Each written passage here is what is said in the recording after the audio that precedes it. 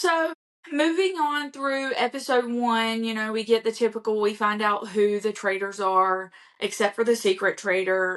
But, of course, in true traitors fashion, we're left on a cliffhanger about who is murdered. Again, I'm going to tell you, spoiler alert for episode 2, we're going to talk spoilers. If you have only seen episode 1 and you've listened this far, stop now. Moving on. So then Ian, a Big Brother winner, was basically eliminated just for being a threat. And personally, I could take it or leave it. I've watched some Big Brother. I wouldn't consider myself a Big Brother super fan. I kind of watch it sporadically. If I see that it's coming on and I'm interested in the cast, I'll watch the full season.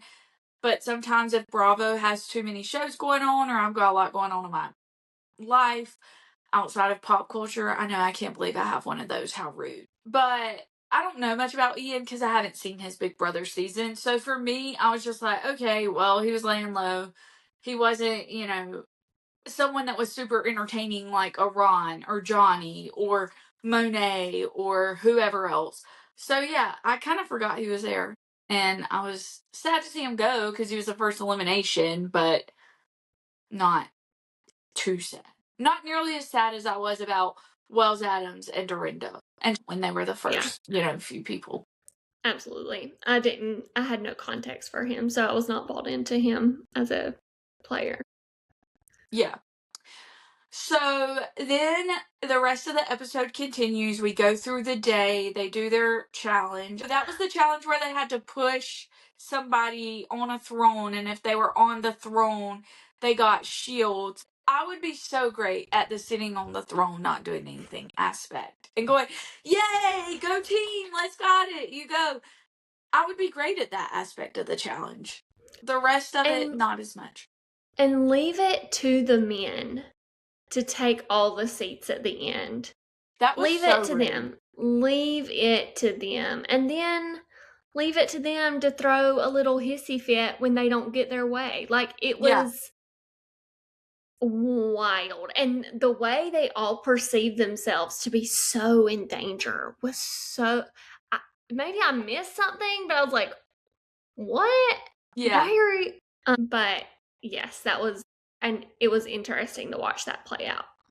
And it wasn't even... I'm trying to find the best way to say this.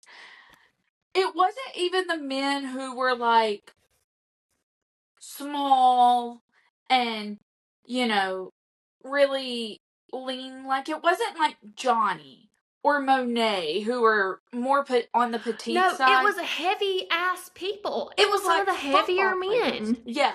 Yeah, no, who should have been out there pushing. Yeah. No. It was the heavier men, and it was the men who would probably be more like, I'm an alpha male. Like, that shit, apart from Colton. But he gives that vibe, too, having to be the biggest and the best, and, I was not into that at all. Yeah. Well, Lisa Rinna made a comment about him being a football player, and I was like, and he was actually a football player at one point. That was funny to me, though, because I was like, does Lisa think he's actually a football player? Like, that's his only claim to fame? It wouldn't shock me if she did, but yes, he used to, at some point, get paid for tackling really large men and running down a field. Like, you should be the one pushing. You should be the one getting that thrown to the castle. And rant.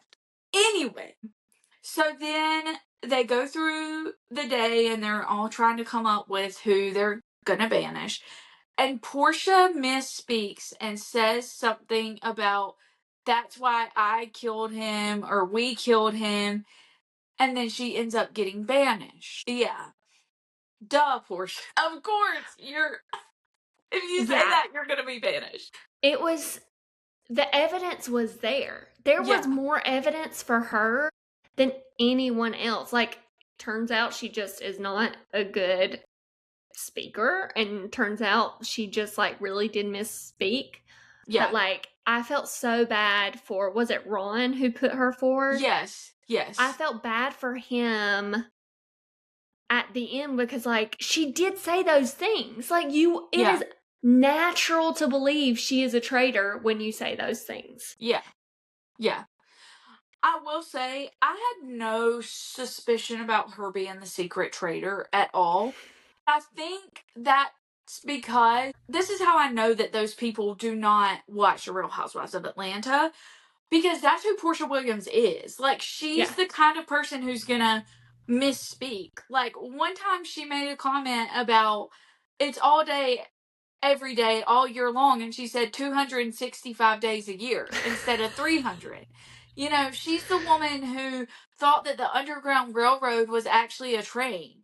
So it's not shocking to me that she did misspeak, and it does stink that she got banished because she is extremely entertaining. But Portia, girl, if there's one time to be careful about what you say, it's when you're in the Traitor's Castle.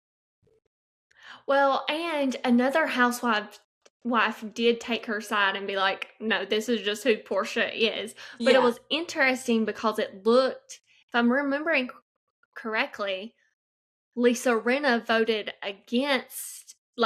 for Portia, and some of the other housewives were like, do we trust her? Like, how dare she go against a housewife? So it will be interesting to see how that plays out later, to see if she has lost some loyalty of the other housewives because of that move. Yeah, I think you're absolutely right. It will be interesting to see how that plays out, because if you watch The Traitors at all, you know that once they get to a certain point in the season, they start drawing on past things. They start saying, oh, well, you know, they said so-and-so's name at the round table, so that makes me suspicious of them, even if it's not a problem immediately. So hopefully Rinna doesn't start to feel so comfortable, like, they weren't suspicious of me, I'm good. But at the same time, I think it's also helpful for her that Portia was banished and what was revealed to not be a traitor, because then that also makes Lisa look like, oh, I'm a faithful who is playing into the narrative. And again, maybe I'm just a Rinna apologist, but I think had she not been banished, it would have looked really bad. But since she was banished and revealed to be a faithful, it's not going to be as bad as it initially seemed.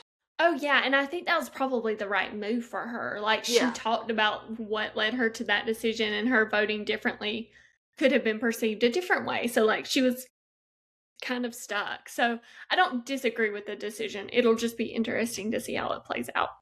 Yeah. So after that round table and banishment, we're in episode 2 again. The traitors are informed that they are going to have to murder in plain sight. But it was just wild to me that they were doing that this early in the season. So early in the season. That is what made me nervous, too, of like, this feels different. It feels like we're trying a lot of new things or putting things. Yeah, it felt a little bit, it made me a little bit nervous, but I was so surprised that they did it so early in this season. And I personally hate the murder in plain sight thing. It makes me anxious. Like, it's not fun for me to watch. I'm sure some people love it, and I get it why that exists, but I was shocked that it happened at the beginning of the season. Yeah, I was too.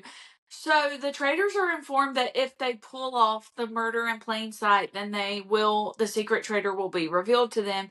So they come up with this plan to do this murder. And Rob R has the most genius way of deciding who they're going to murder.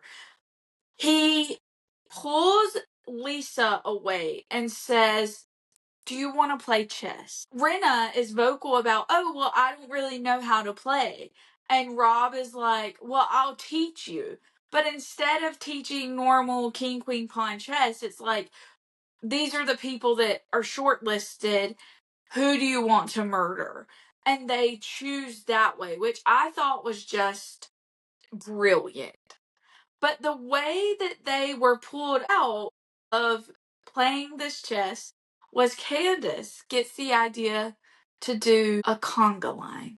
She says, after a long day, you know what would make this party great? not a disco ball, not a pop-in playlist, not alcohol, a conga line. What did you think of that? Okay, I agree with the chess. That was brilliant.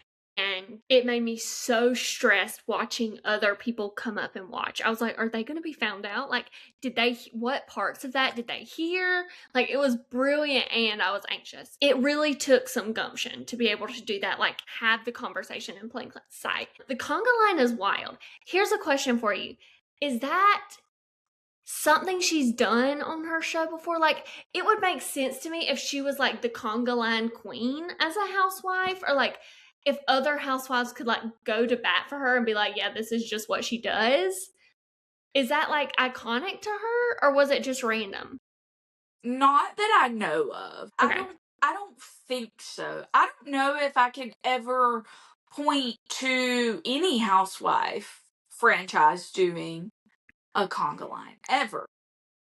I can't fathom it. I mean, like, the only place people do conga lines are like weddings and kids' parties. Like, Yeah. I didn't think it was iconic, but then it would make sense. It would make sense if then she could just be like, that's my thing. But this felt so random. Yeah. Yeah. It was so odd. I was like, what? So yeah. But I am glad that they did that so that it gave Rob and Renna the chance to pull away. Because Rob's whole thing was like, yeah, I'm too cool for that. I'm not doing that. That's lame. Yeah. So I'm just really surprised that no one, said, oh, this is bizarre that we're doing a conga line. Like, why would you start a conga line? Are you a traitor? Especially after Rob C., who ended up being murdered in plain sight, clocked that they were murdering in plain sight. Okay, but here's the thing. I do think people clocked that it was weird, but they weren't told that the person was killed in plain sight. So they had no reason to go back and analyze the events of that evening. If they had been told that it was happened in plain sight, Candace would have been banished next. Yeah.